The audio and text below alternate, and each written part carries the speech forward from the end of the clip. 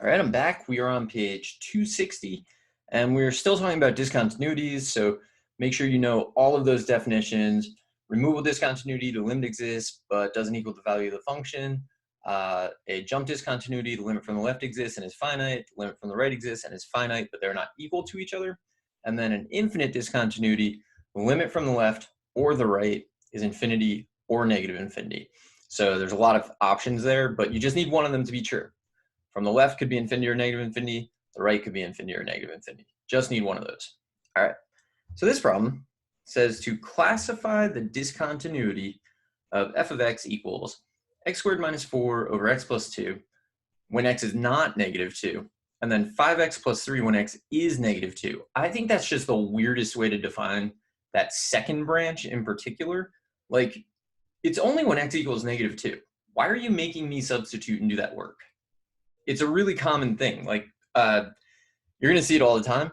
I don't really understand why they do that, but they do it. So let's do the problem. So I'm going to need to consider limits here. So let's see. F of x is equal to, let's factor x plus 2, x minus 2. You could probably factor this in your head. That's totally fine. Simplify it. X plus 2. When x is not negative 2. And then, well, if I plug, I get negative 10 plus 3 is negative 7. When x, oh, that's when x is not negative 2. And it is this one, that. So then f of x is just x minus 2 when x is not negative 2. And it's negative 7 when x is negative 2. So you can already like kind of see that this is, it's not going to work, right? So the limit as x approaches negative 2 of f of x. So if you're approaching negative 2, you're not equal to negative 2. What definition do we use when we're not equal to negative 2? If you're not equal to negative 2, you use the quantity x minus 2. So that's the logic of what you go through.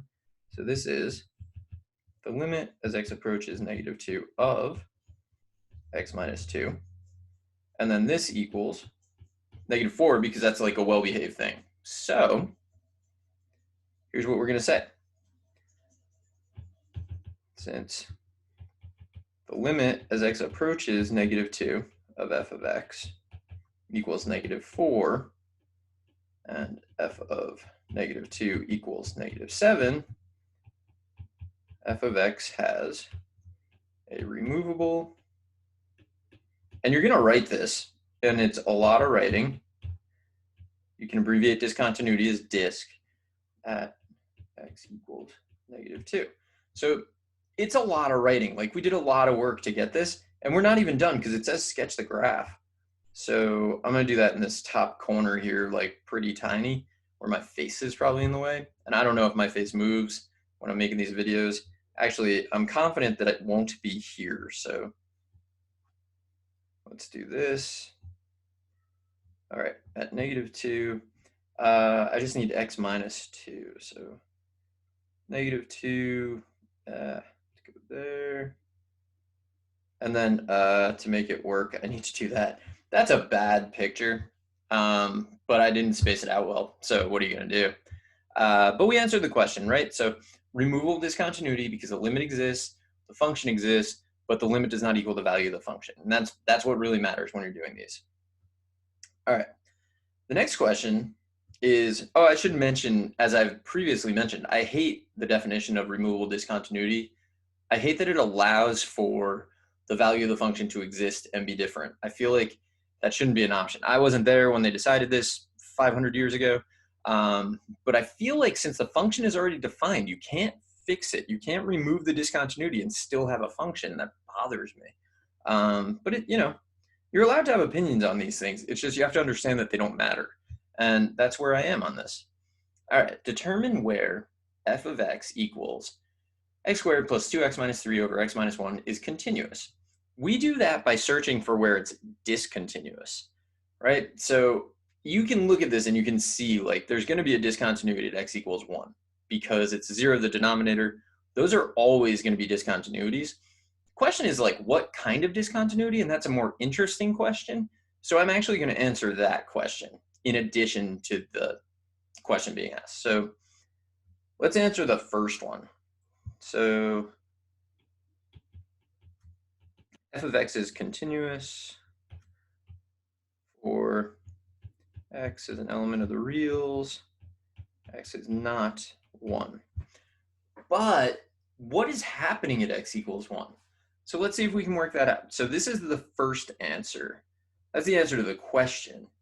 But I'm more interested, as should you be, in like what is happening. So can we factor? Probably. So if this factors and has a removable discontinuity, then x minus 1 will be a factor. Is x minus 1 a factor? Maybe. So I'm going to go plus 3 minus 1. That works. Gives you minus 3 at the end. It gives you plus 2 in the middle. And x minus 1 is in fact a factor. Is in fact, there should be a way to combine those. Is in factor or something. X plus 3. Ew, bad 3. X plus 3. X is not negative 3. Negative 3? Where'd I get that? I mean, I got that by setting x plus 3 equal to 0, but attribute x is not negative 1. Positive 1? What is happening? Okay, so if you remove a discontinuity, you have to keep the domain restriction because you need to write something that's exactly equivalent.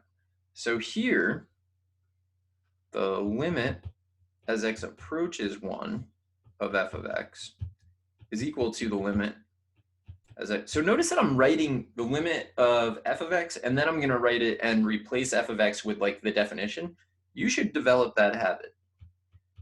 You're always writing for someone else. You're not writing this for yourself. You're writing it literally to put out there for the world to see, to decide, like, do you know what you're doing? And when that question is asked, you want to be able to answer yes. So the limit as x approaches, and so all I did here was substitute 1. X plus 3 is a totally well-behaved function. It's a continuous function, which means the limit should equal the value of the function. So what I'm doing is finding the value of the function and saying that's therefore the limit because this thing is continuous. So I get this. F of 1 does not exist. Therefore, f of x has a removable discontinuity, disc, at x equals 1. So we have a removable discontinuity. If we wanted to graph this, we literally just need to graph x plus 3. And when we get to 1, we're going to do an open circle, right? So that's all you need to do to graph this. It looks exactly like x plus 3, but when you get to 1, there's a hole, which is why it makes sense that we would fill in the hole. Like, why would it be x plus 3 everywhere except 1? It doesn't really make sense, but that's the way math works sometimes. I think that the next one is important enough that I'm going to actually save it for the next video. And I will be back with that in like no time at all. So I will see you then.